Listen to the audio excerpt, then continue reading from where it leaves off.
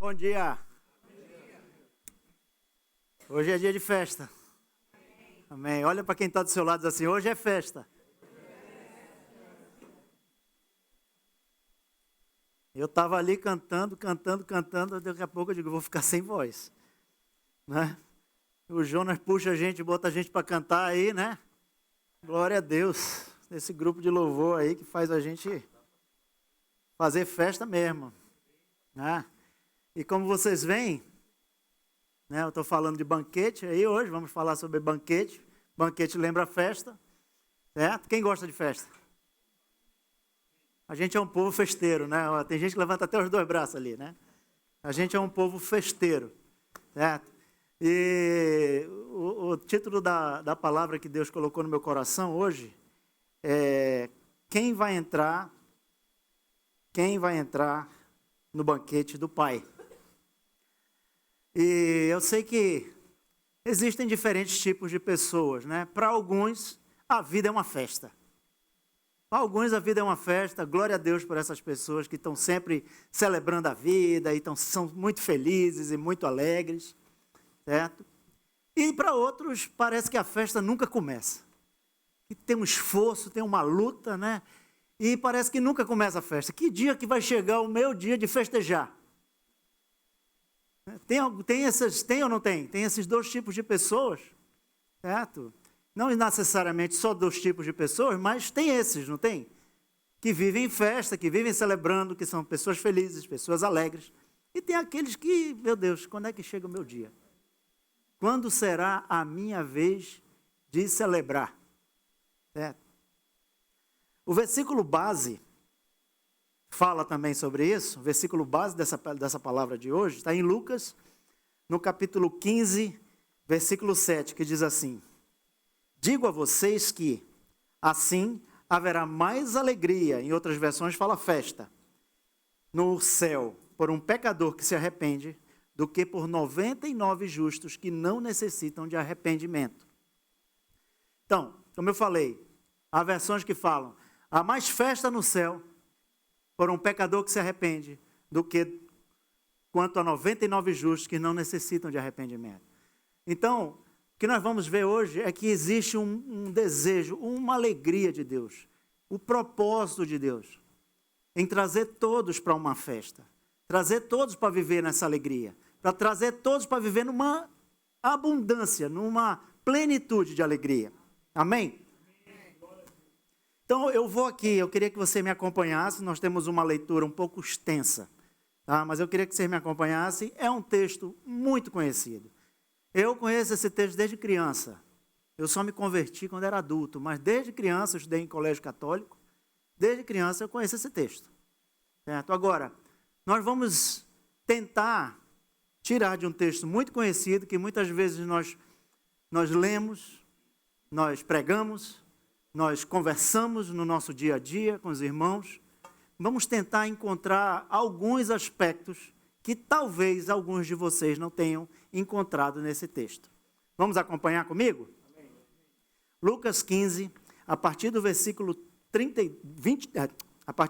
11 até o 32, fala assim: e Jesus continuou: certo homem tinha 2 filhos. O mais moço deles disse ao pai: pai, quero que o Senhor me dê parte dos meus bens que me cabe. E o pai repartiu os bens entre eles. Passados não muitos dias, o filho mais novo, ajuntando tudo o que era seu, partiu para uma terra distante. E lá desperdiçou todos os seus bens, vivendo de forma desenfreada. Depois de ter consumido tudo, sobreveio àquele país uma grande fome, e ele começou a passar necessidade. Então foi pedir trabalho a um dos anciãos daquela terra, e este mandou aos seus campos a fim de cuidar de porcos. Ali ele desejava alimentar-se das alfarrobas dos porcos que comiam os porcos, mas ninguém lhe dava nada.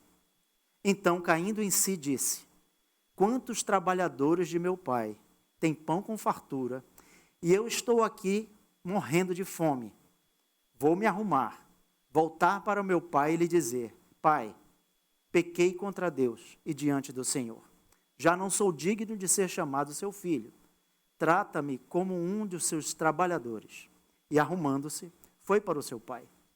Vinha ele ainda longe, quando seu pai o avistou.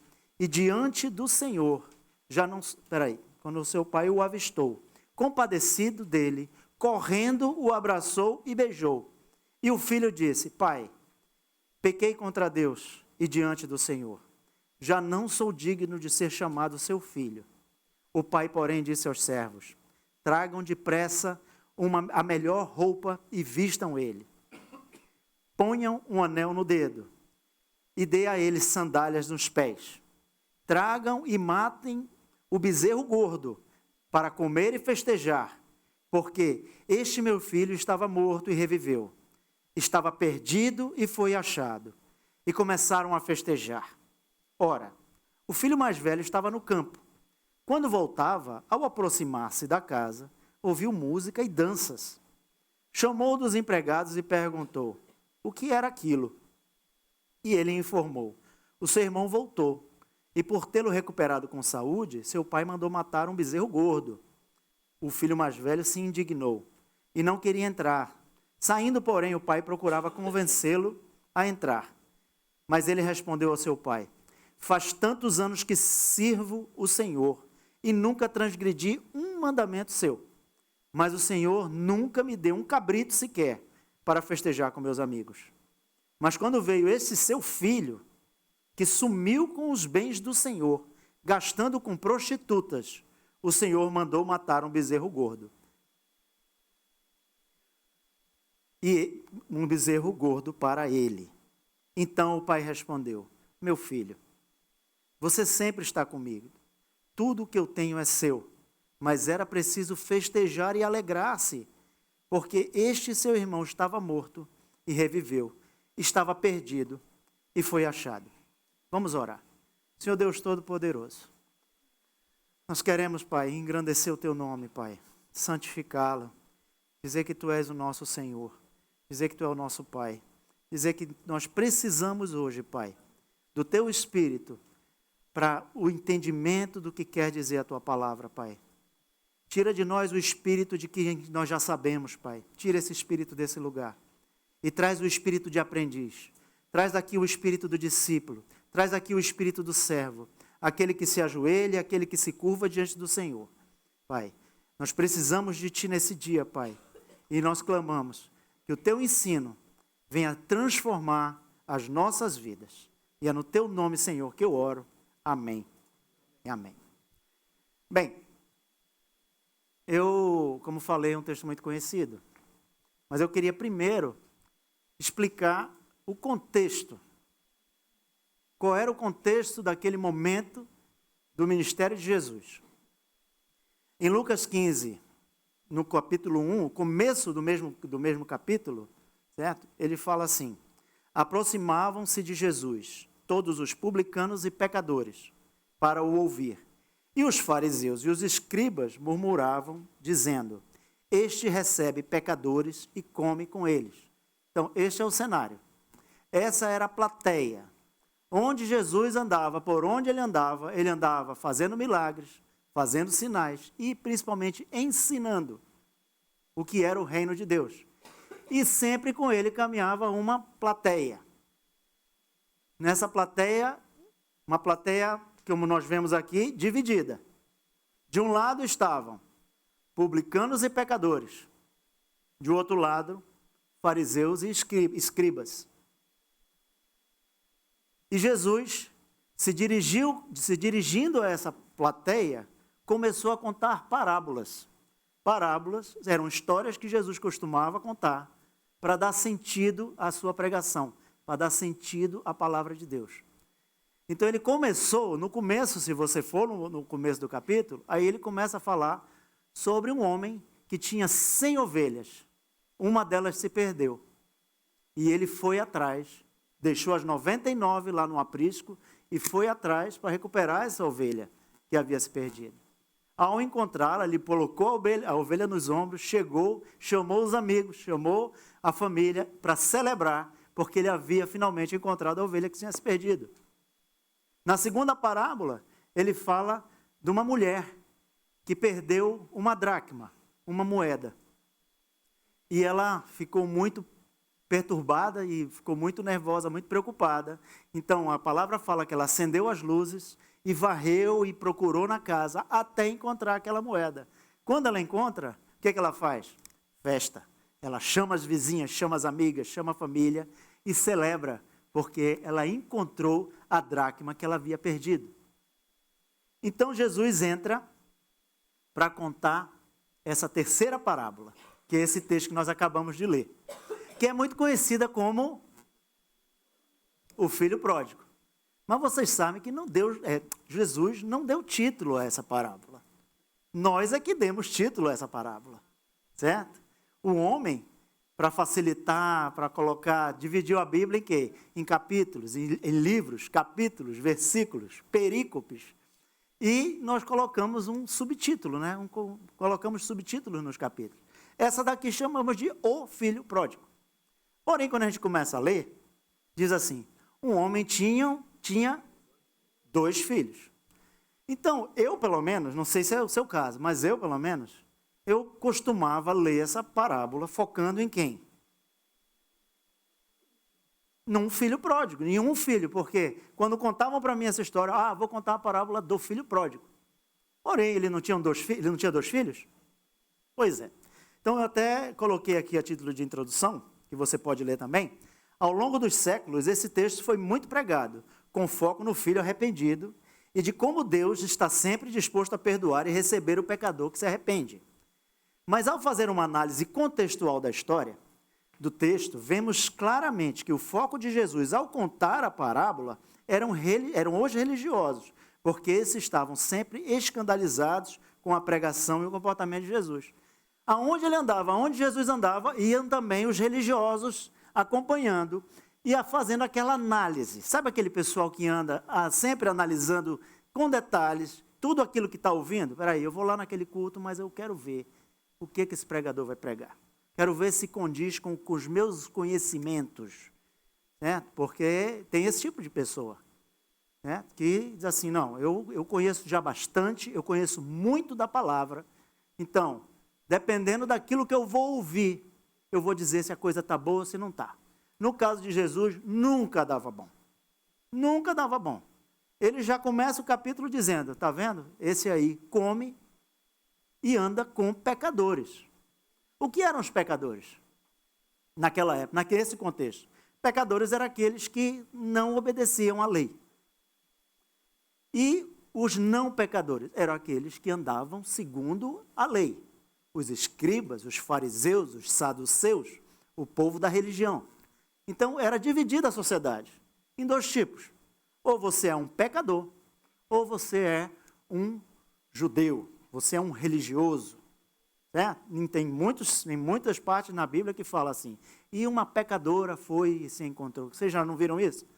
Quem já viu? E um pecador falou, e uma pecadora isso, certo? Então, isso acontecia o tempo todo. Então, havia essa clara divisão, ok? Porém, primeiro ponto que eu quero destacar nessa parábola é, quem é Deus? Mateus, capítulo 11, versículo 27, Jesus fala assim, tudo me foi entregue por meu Pai. Ninguém conhece o Filho a não ser o Pai. E ninguém conhece o Pai a não ser o Filho. E aquele a quem o Filho quiser revelar. Então, o que se vê nas palavras de Jesus, nas pregações de Jesus, nas orações de Jesus, é que ele tem um propósito, um dos principais propósitos de Jesus. Nós sabemos que o principal propósito de Jesus foi vir à Terra, tornar-se homem e morrer por nós, correto? Porém, durante a sua caminhada, se há uma coisa que ele procurava enfatizar, é que ele veio para revelar a quem? O Pai. Nós sabemos que nós nos dirigimos a Deus e falamos, Senhor, sim ou não? Senhor Deus, Todo-Poderoso Deus. Não está tudo bem, muitos de nós oramos assim. Porém, quando perguntaram a Jesus, Senhor, ensina-nos a orar, ele começa a orar como? Pai nosso que estás no céu. E não é simplesmente pai, como eu chamo, como eu ligo para o meu pai. Oi, pai, tudo bem? E aí, pai? Não é só isso, não. A palavra que Jesus usa é Abba. Abba não é só pai, é papai. É papaizinho. É como o Samuel me chama, papai. A Alissa ainda não fala, mas na língua dela ela fala, dada. Dada, ela sabe o que ela está falando, a gente também sabe. Então, é essa linguagem de que Deus, que Jesus, se refere ao Pai. Papaizinho, papai nosso que estás no céu, santificado seja o teu nome. Venha o teu reino, seja feita a tua vontade, assim na terra como no céu. Ele é Deus, Ele é Senhor, Ele é todo-poderoso, amém? Amém? Porém, Ele é teu Pai. Ele é teu? Não, Ele é teu? Papai. Ele é teu paizinho. Essa é a relação de que Jesus quer mostrar para o homem que ele tem com o Pai. Uma relação de paizinho, uma relação de deitar no colo, uma relação de encostar, de chorar no colo dele, de ser abraçado por ele. Essa é a relação. Esse é um primeiro aspecto. Ele deixa bem claro como é que ele se relaciona. E ele também tem um aspecto de Jesus, que a palavra fala. Ele era unigênito. O único herdeiro de Deus. E ele veio ao mundo e nos tornou co-herdeiros com ele. Ele abriu mão do seu reino, abriu mão da sua glória, ele abriu mão de toda a sua herança para dividir com quem? Conosco. Então, esse filho que está lá, esse primeiro filho, o que ele faz? Não, Jesus está falando para aquela plateia, certo? Aí o que ele faz com o pai? Primeira coisa, pai, me dá a parte da tua herança. A parte da minha herança, né? A minha parte da herança. Ele era o filho mais novo, ele tinha 2 filhos. O que a tradição falava é que o filho mais velho herdava a maior parte da herança. Como ele tinha 2 terços da herança ia ser para o pai, e 1/3 para o mais velho, e 1/3 para o irmão mais novo. Aí o irmão mais novo está, olha, vamos fazer essa divisão aí, me dá logo a minha parte. Agora, quando é que se divide uma herança de alguém? Quando a pessoa morre. Ou pai, ou seja quem for, né? Quando a pessoa morre, se divide a herança. E esse filho aqui, ele está pedindo a herança com o pai vivo ainda. Ou seja, ele está dizendo assim, pai, olha, eu quero que você morra. E Jesus fala isso. Agora imagina a plateia ouvindo isso. Imagina aqueles fariseus com aquelas roupas. Vocês já viram as roupas? Né, que a gente vê nos filmes. Já viu? Já viu os fariseus ouvindo uma história dessa? Como é? O cara está pedindo para o pai o quê? A herança dele? Ah, tá bom. Se fosse meu filho, né, um fariseu pensando, se fosse filho meu, ele ia levar, eu sei o que ele ia levar. Ele ia-se embora levando o quê? A única coisa que ele ia levar, uma boa surra, é o que ele ia levar. Mas aí, ele faz isso, e o que acontece? Para surpresa de todos, o pai divide os bens. Ele, a princípio, o filho mais novo, ele não fala o que ele vai fazer. Mas o pai vai e divide os bens, como nós vimos na parábola. Certo? E, então, um filho pega a parte, 1/3 da herança, ok? Recebe. 1/3 da herança não é simplesmente o pai, como seria hoje, o pai pegar, passar a escritura, aqui eu tenho tantos apartamentos, eu tenho carro, eu tenho um dinheiro no banco, eu vou lá, tiro, transfiro para a tua conta. Você acha que era assim naquele tempo? Naquele tempo, os bens eram terras, animais, produtos de valor, materiais de valor, como ouro, como prata, como alguma coisa que as pessoas iam angariando. Nesse caso aqui, tudo dá a entender que era um homem de terras, né? Um homem do campo, um homem que fazia cultivo talvez de pecuária, algum tipo de pecuária, de plantação. Então, Para ele entregar uma parte do que era dele, ele ia ter que abrir mão daquilo que ele, com muito sacrifício, com muita luta, com muito suor, ele juntou durante toda a vida. Ele ia ter que vender parte dos seus bens. Ele ia ter que entregar para o filho dele parte do seu rebanho. E a parábola diz assim, que o filho mais novo, depois de não muito tempo, ou seja, rapidamente, ele que já tinha posse dessas coisas, ele deve ter começado a se desfazer de tudo. Vende para um, vende para outro, chama um vizinho, olha, compra aqui essas ovelhas, compra aqui, fica com esse pedaço de terra, me dá o dinheiro. E ele, partiu. O texto diz que ele foi para uma terra distante. Ou seja, quanto mais distante do pai, para ele era melhor. Por quê? O que o texto mostra que há dois tipos também de pessoas. Aquelas pessoas que pautam sua vida pela liberdade e o autoconhecimento. Ou seja, eu que cuido da minha vida, eu vou fazer da minha vida o que eu bem entendo, eu vou viver aonde eu quiser, eu vou trabalhar onde eu quiser, certo? Me dá aqui minha parte que eu vou cair fora. E há uma outra parte, um outro tipo de pessoa que pauta a sua vida pela moralidade. É aquele filho que obedece tudo que o pai fala desde o começo. Aquele menino bom, aquele menino estudioso, aquele menino que se formou, aquele menino que até se casou, mas comprou uma casa perto do pai, para ficar por ali, sabe? Então tem esses dois tipos de pessoa. O mais novo, a gente já sabe, ele pautou a vida dele pela liberdade. Ele fez a opção dele e foi-se embora, para longe do pai. Ok? O segundo ponto dessa parábola é o que é o pecado. O que é o pecado? E Jesus, em Mateus 11:37, alguém pergunta para ele, qual é o maior mandamento? E ele responde, ame o Senhor teu Deus, de todo o coração, de toda a sua alma, com todo o seu entendimento. Ou seja, viver a vontade de Deus é amá-lo de todo o coração. Fica muito claro aqui, se vai falar quem é o pecador da história, fica muito claro para a gente ver, assim, visivelmente, que o filho mais novo é que é o pecador. É o filho mais novo que está em pecado. É ou não é? É claro, porque ele demonstra isso com a sua atitude. Ele demonstra isso claramente com a sua decisão. Eu quero estar longe do Pai. Uma vez que o maior mandamento é amar o Senhor de todo o seu coração, ele já está demonstrando aqui que ele não está disposto a cumprir com isso. Ele é aquele que está na categoria dos pecadores.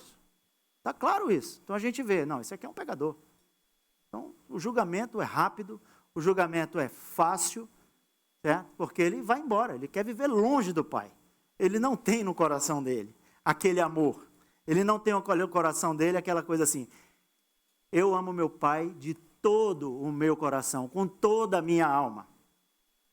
Já o filho mais velho, você olha para ele e diz assim, que cara ponta firme. Esse cara é bom. Por quê? Só que ele fala uma palavra, assim, ele mesmo fala, né? Ele diz assim, eu nunca desobedeci uma de suas ordens. Olha só, que cara perfeito. Nunca desobedeceu. O cara estava assim, bonito, cheiroso, bem na foto. Só que ele não entra na festa. Ele não entra na festa. O pai sai lá fora. Chega, meu filho, o seu irmão voltou, vamos celebrar, vamos festejar. Ele fala, não, eu nunca desobedeci uma de suas ordens, você nunca me deu um cabrito. É o crente cabrito, sabe? É o crente cabrito. Ele vai para a igreja porque ele quer pelo menos um cabritinho, sabe? Ele está lá, ele ora a Deus, ele jejua pelo menos por um cabrito, sabe? Ele fala, meu filho, tudo é teu, tudo que eu tenho é teu, vem comigo. Mas, ele estava na mesma situação do irmão mais novo dele. O coração estava longe do pai. Ele não queria estar com o pai, ele queria as coisas do pai. Ele queria o bezerro gordo, sabe? Ele ficava de olho naquele bezerro gordo. Eu sei o que fazer com esse bezerro. Meu pai não sabe, mas eu sei o que fazer. Certo? Então, o que fica claro aqui? O que é pecado? Para mim, e creio que no entendimento de muitos, é não amar a Deus acima de todas as coisas. No livro de Crônicas tem um rei chamado Amazias. E a palavra fala que ele fez tudo que era reto diante do Senhor, porém, não fez de todo o coração. Olha só. Fez tudo que era reto. Ou seja, até essa parte do texto está tudo bem. Ele fez o que era reto diante de Deus, porém não o fez de todo o coração. No livro de Apocalipse, Jesus se refere às igrejas, e tem uma das igrejas que ele fala assim: eu vejo as suas obras, eu vejo que vocês têm uma liturgia bonita, eu vejo que vocês têm poderes, que vocês têm dons, eu vejo que o culto é bonito, é bacana, porém tenho algo contra ti. Tenho algo contra ti. Você abandonou o seu primeiro amor. Eu já não sou o principal dentro do seu coração. Você tem uma igreja bonita, você se veste bem, você fala palavras bonitas, porém no teu coração, eu já não sou o Senhor da tua vida.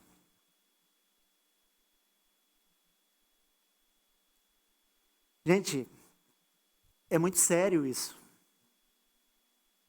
A gente vê um filho mais novo que claramente a gente sabe do que ele tem que se arrepender. Não é? É claro. É muito claro. Porém, o filho mais velho, de que ele tem que se arrepender? Na aparência. De que assim, na clareza assim, da gente fazendo um juízo rápido? Aparentemente nada. Aparentemente está tudo bem com ele. Porém, o coração está onde? Longe do pai.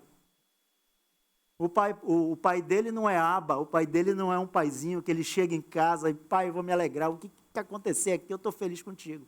Não é isso.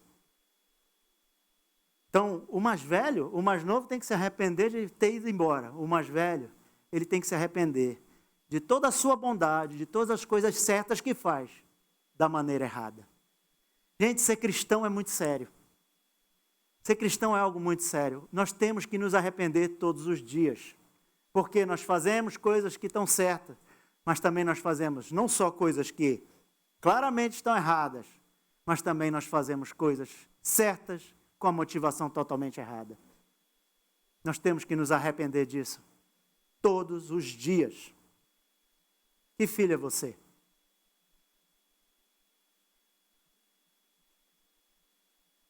Que filho é você? Ponto 3. O que é salvação?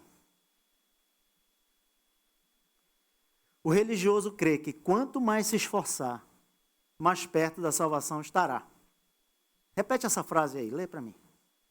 O religioso crê que quanto mais se esforçar, mais perto da salvação estará.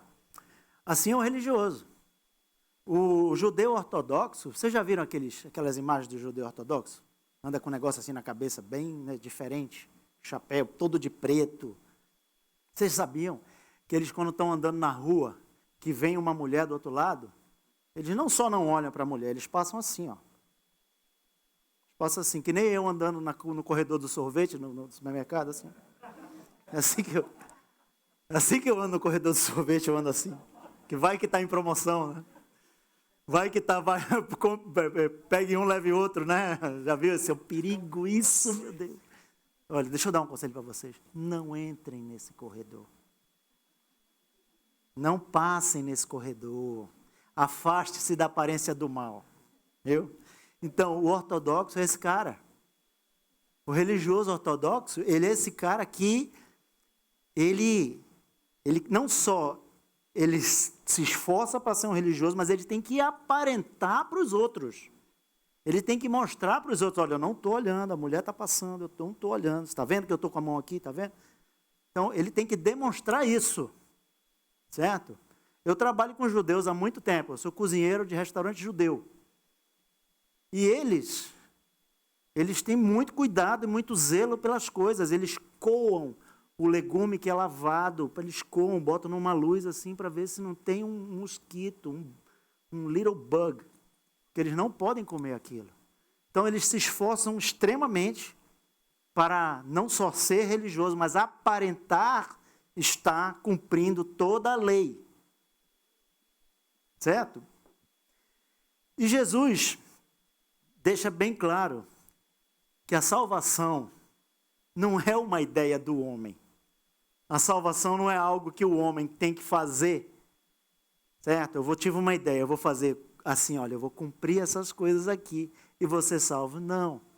A salvação é a ideia de Deus. A ideia dele, a ideia da salvação. A gente vê do tópico do pai, a gente vê um pai que o filho foi embora e ele ficou ali o tempo todo esperando pelo filho. O que dá a entender é que todos os dias ele ia, ficava olhando para aquele caminho, esperando o filho voltar. E quando ele vê o filho, ele larga tudo e sai correndo. Foi Deus que escolheu você. Não foi você que escolheu vir aqui hoje. Foi Deus que escolheu você.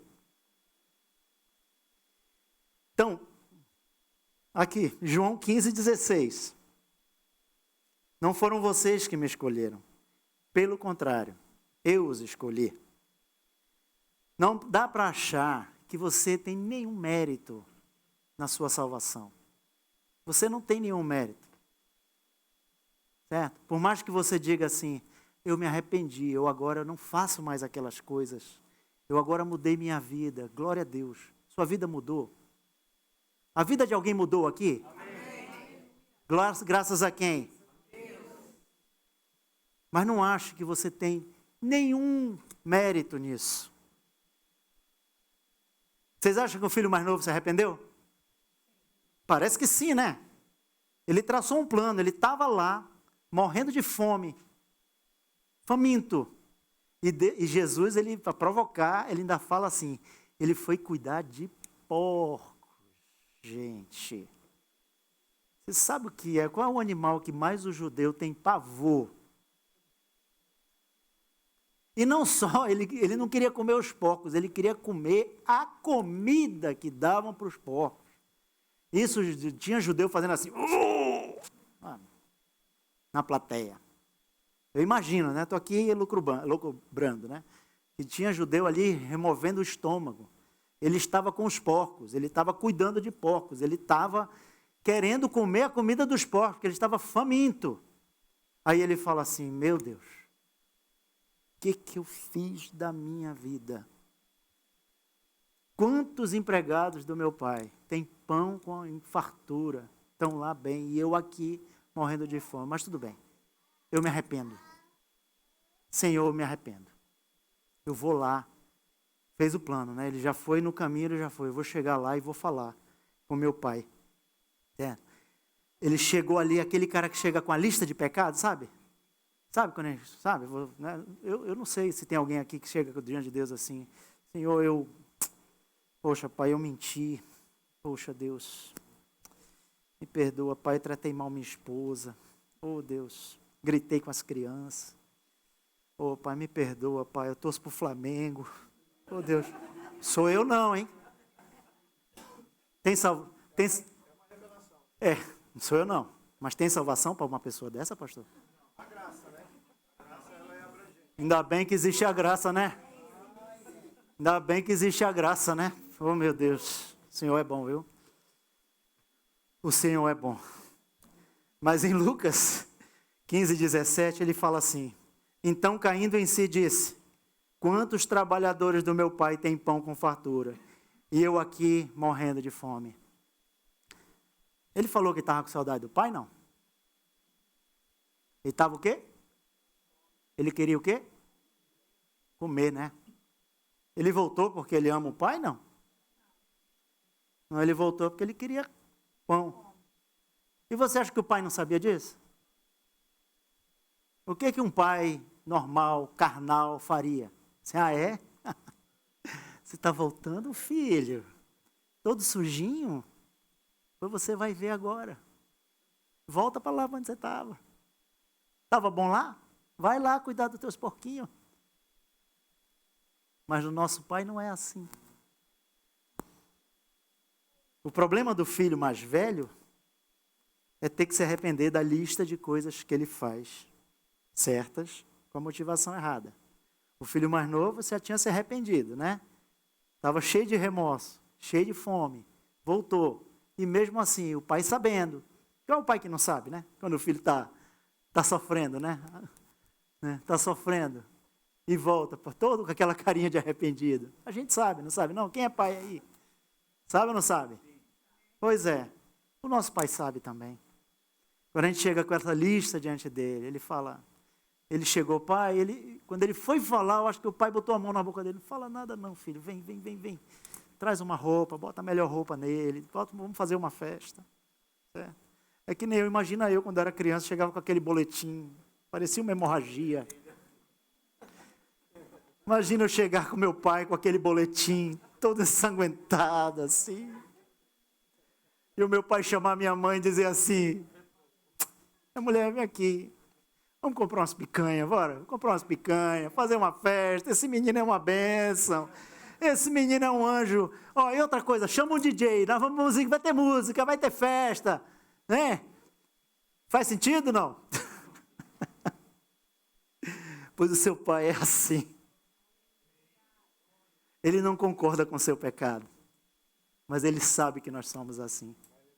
É a graça do pai.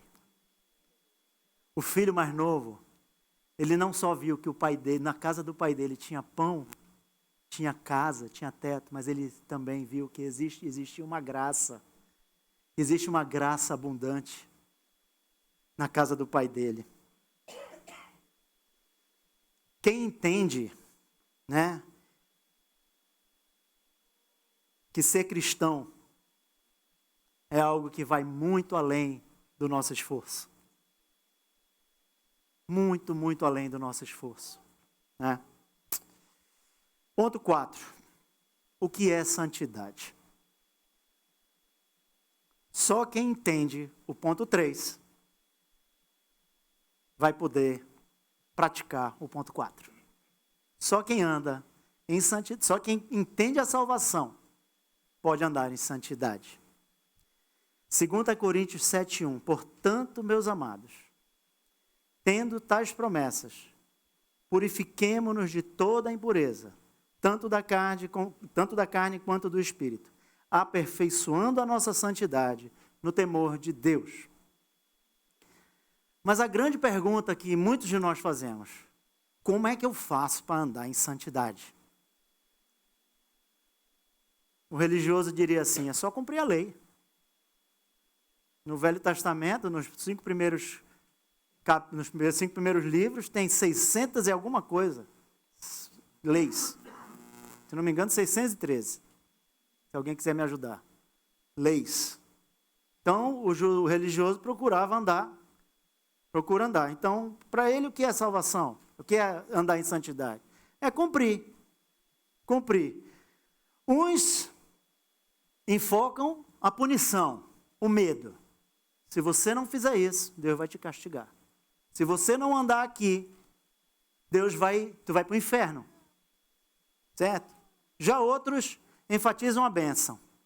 Se você andar e fizer tudo certo, Deus vai te abençoar, Deus vai te enriquecer, Deus vai te dar casa, Deus vai te dar documento, Deus vai te dar tudo o que tu quer. E a gente está vendo que parece que essas coisas não têm funcionado. Nenhum, nem outro. Isso não funciona.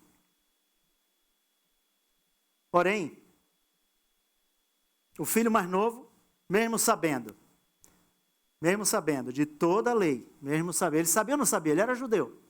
Sabia ou não sabia a lei? Mas mesmo assim, ele foi-se embora, para longe do pai. O filho mais velho, então, fazia tudo certinho. Cumpria todos, nunca desobedeceu um mandamento do pai. Mas ele quis entrar na festa? Não quis entrar na festa. Tanto um quanto o outro estavam na mesma situação. Tanto nós, que amamos a Deus, que confessamos a Deus, que confessamos ao Senhor, nós estamos na mesma situação de um pobre que está na rua, um mendigo, bêbado, ou uma prostituta, ou alguém que está perdido nas drogas. A situação deles e a nossa é exatamente a mesma, carentes da graça do Senhor. Nós não merecemos isso. O que nós precisamos é, como os braços do Senhor na terra, ir na rua, encontrar com o perdido, encontrar com o necessitado e dizer: na casa do Pai tem pão, tem graça, tem abundância para você. Porém, só entende de fato que deve andar em santidade, obedecer e fazer tudo aquilo que o Pai pede quem teve um encontro verdadeiro com essa graça. Imagine comigo aqui, esse menino um dia depois dessa grande festa. Imagine comigo. Ele se acorda numa cama que ele não merecia. Aí ele levanta, vai tomar um banho, num banheiro limpinho. Ele não merecia. Ele se senta à mesa. Aí vem café, me ajuda, ovinho, pãozinho, pão de queijo. E ele não merecia. Aí de repente ele está ali na mesa tomando aquele café, talvez as lágrimas caindo, porque é recente, ele acabou de chegar. Ontem, ele pensa assim, ontem eu estava sujo de porcos. Ontem eu estava com uma roupa rasgada, descalço, faminto. E hoje eu estou aqui, com uma sandália nos pés, com um anel no meu dedo, com uma roupa nova, a melhor roupa. A melhor roupa. Você sabe de quem era a melhor roupa da casa? Do Pai. Você sabe para que era guardado o novilho gordo? Era do Pai. E era reservado para quê? Nos dias de muita importância. Um dia de festa, um dia de celebração. Normalmente para um casamento de uma filha, para um bar mitzvah de um filho, era guardado esse bezerro, esse novilho. É aquilo que a palavra fala em 1 Coríntios, que a graça é escândalo para os judeus, é loucura para os gentios. É isso que a palavra fala. Nós estamos diante de um Deus escandaloso. Se há um nome que eu posso dar a esse Deus, é o Deus pródigo. Você sabe o que é pródigo? Pródigo é uma pessoa perdulária. Uma pessoa pródiga é uma pessoa que desbanja tudo. Uma pessoa que gasta tudo até o último centavo. Esse é o nosso Deus. Ele é o pródigo da história. Ele gastou tudo que ele tinha. Ele abriu mão de tudo que ele tinha. Como fala em Filipenses, ele abriu mão da sua glória. Se tornou servo. Viveu como um homem. Foi obediente ao Pai. Se entregou numa cruz, derramou o sangue dele. Para que nós pudéssemos estar aqui hoje, celebrando a graça de Deus. Agora, tem mais um detalhe nessa história. Aquela festa toda, sabe quem pagou? Quem será que pagou por aquela festa? Foi o pai não. O pai não tinha dividido? O pai dividiu a herança, não foi? E o que ficou então era de quem? Era do filho mais velho. Por isso que ele ficou, e ele era o mais bravo da história ali. Ele chegou de longe, porque ele estava o quê? Ele estava fazendo seus trabalhos, ele estava fazendo seus afazeres, ele estava servindo ao pai, ele estava fazendo o que era certo. Aí ele chega, ele escuta aquele barulho, o que está acontecendo? Festa. Aí vem o empregado correndo. O que está acontecendo aí? Ah, teu pai está dando uma festa. Por quê? Porque teu irmão voltou. Quê? Aí lá vem o pai. Você está dando uma festa porque esse seu filho, não chama nem de irmão, né? Esse seu filho pegou o seu dinheiro e gastou tudo com prostituta. Você vai dar uma festa? Ainda recebe ele de volta. Ele não só recebeu de volta, porque ele agora ia ser filho de novo, ia ser herdeiro de novo. Então esse irmão estava indignado, porque era o que ele estava pagando. Está entendendo? O boi e o empregado ainda falam, ele matou um novo fofoqueiro, né? Ainda fala assim, matou um bezerro. Quem? Aquele gordo. Só que, no nosso caso, o nosso irmão mais velho não é um religioso fariseu.